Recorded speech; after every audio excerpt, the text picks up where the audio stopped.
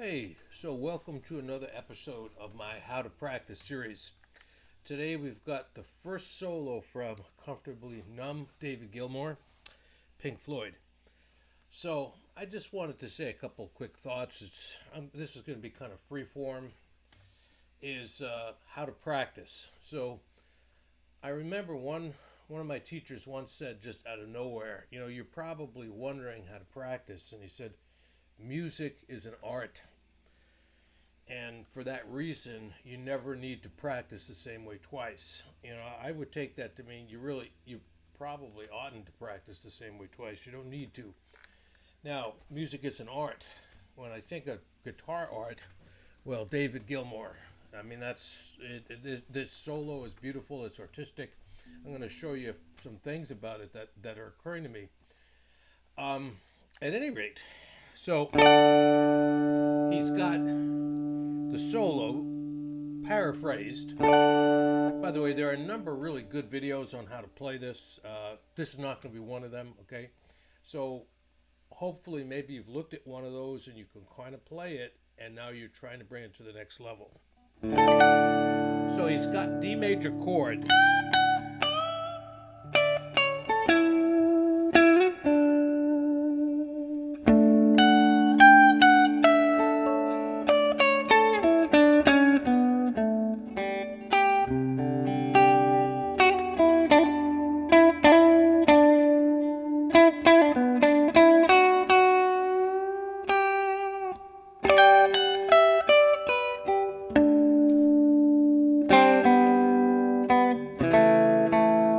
So you probably recognize it, okay? So first thing that occurs to me about the solo is this solo is really just like a song in and of itself. It's a song within a song, That's why it's beautiful. He's like,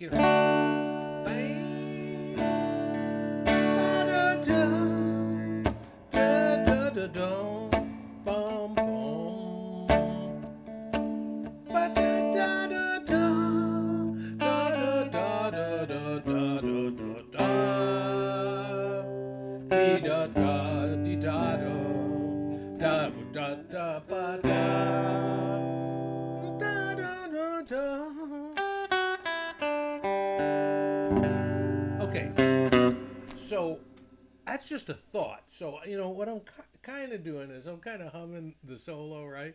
And I think it makes sense. This would be one way to practice it. So this would be way number one. Write this down in your book. Now, if I was teaching a lesson, I'd say that.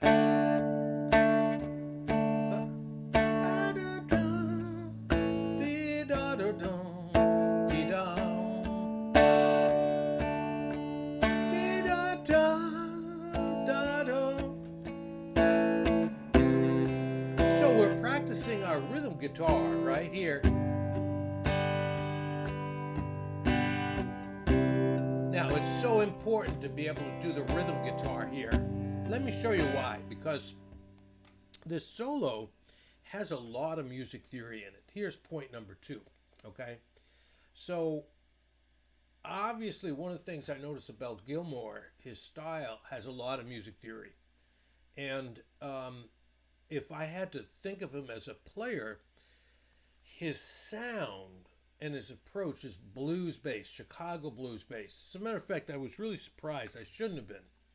But I remember I turned on Saturday Night Live in the mid-'80s at some point, and he was on, and he put a blues band together, and he was doing all straight-up blues, and he was great at it. I mean, it was cool. So the bends and the big vibrato, But then he's got a whole bunch of stuff where, like on this song is a really good example, is he's got all the arpeggios down to a science. Okay, now think about that. That's no small feat, okay? So he starts off, he rakes this D major chord, right? This bend, that's so beautiful. I love the way that is.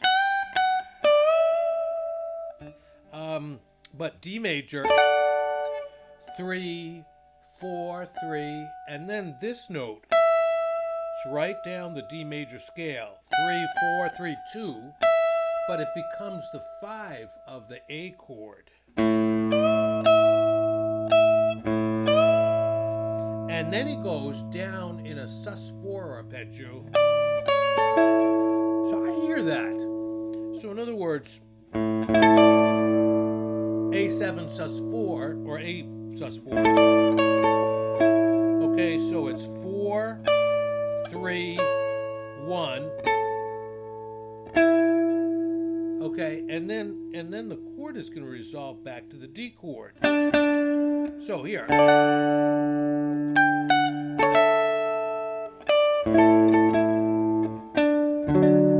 Okay, I mean that's how he's putting his solo together. Now you could say to me, "Oh well, that's all coincidence, right?"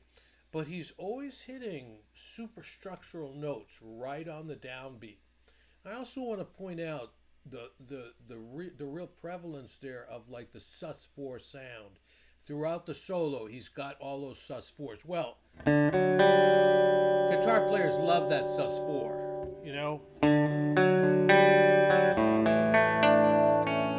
Okay, all over 60s songs, probably he's super influenced by the Beatles. I mean, who wasn't? But the Beatles sure love that kind of sus4, kind of even Mixolydian kind of sound, okay? So a lot of music theory there. 3, 4, 3, 2 becomes 5 of A, sus4.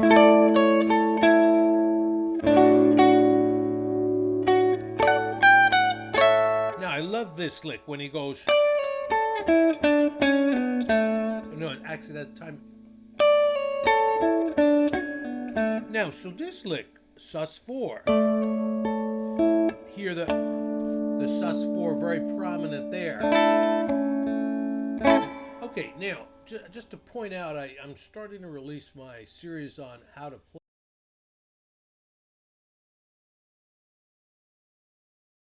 Learn the Ted Dunbar system. There's a video when I talk about how to do the theory approach. So it's kind of easy for me to translate between these chords and these melodies, okay? In a sense, just to say in guitar talk, I'm doing a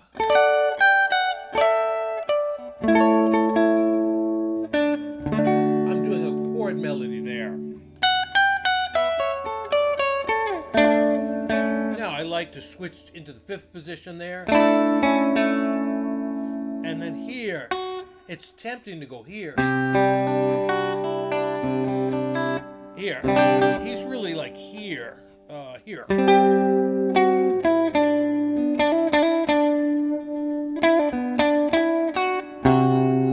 Now here, like for instance, he hits on the downbeat. And he goes 1, 2. Which is the sharp 4. So watch this. C, E, F sharp.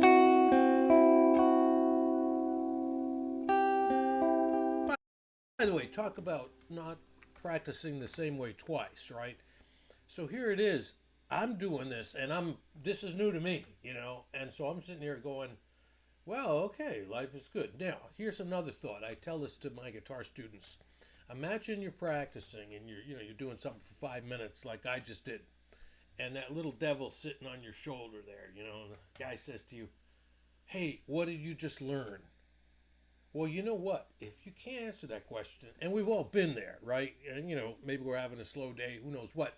But if you can't answer that, what are you doing? You know what I mean? So you should be able to say, oh, no, I just like this chord. I think that's new for me. So this is G, C, F sharp. And on the C chord, it's 5, root, sharp 11, or sharp 4. Now, Gilmour loves that sharp 4. He uses it a lot. It's not a coincidence. Loves the sound of it. It makes the song. Okay, so from the top again, music theory. D, A, back to D.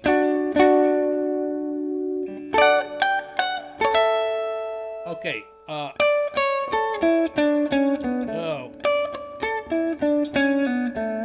Okay, that's down kind of an A arpeggio with a sus. 4, 3, 1, 5, 4, 3, 2, 1. Then he goes to this note, which is going to be the 5th of the C chord. It goes to the C chord there. Really changes keys. Now watch this. We're going to study 5 positions. You know, cage, C-A-G-E-D. So I could do this here.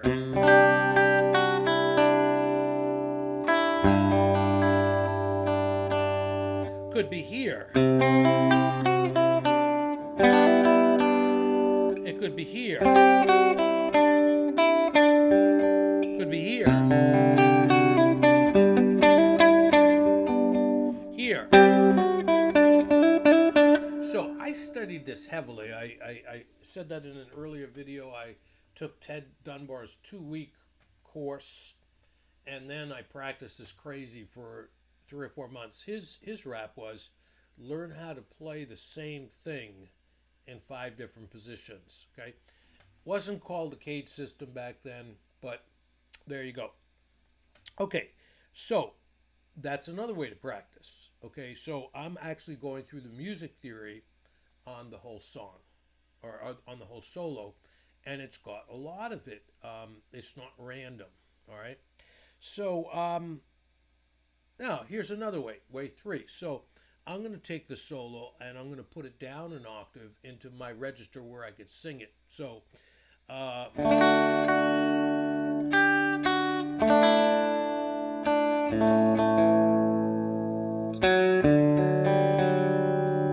watch this.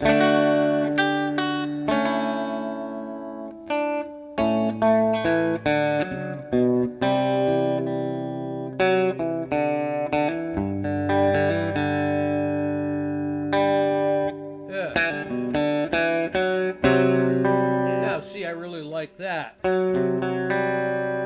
think it's in the song. So look, C, 3rd fret 5th string,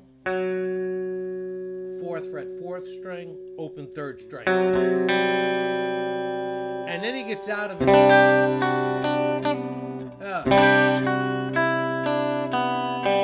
The G chord. So watch that. G, B, D. sus4 again.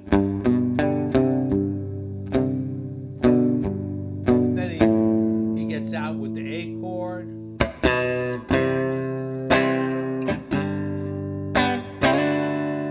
Oh, that's so 60s. Check that out right there. So C, G, back to the key of D. So there you go. That's really like what they would call a mixolydian chord progression. So that's the flat 7 of the key. That's 4. And that becomes your root there, okay? Now, I realize I hadn't really intended on this necessarily. This is kind of an advanced video. You know, this is already like, I guess, assuming you kind of know the solo. And then look at that. You can start to look at all of that music theory, all of those chord melodies. Wow. And you could create a whole new thing out of it. Listen, I hope this was helpful. This is what I'm doing today. Thanks for listening.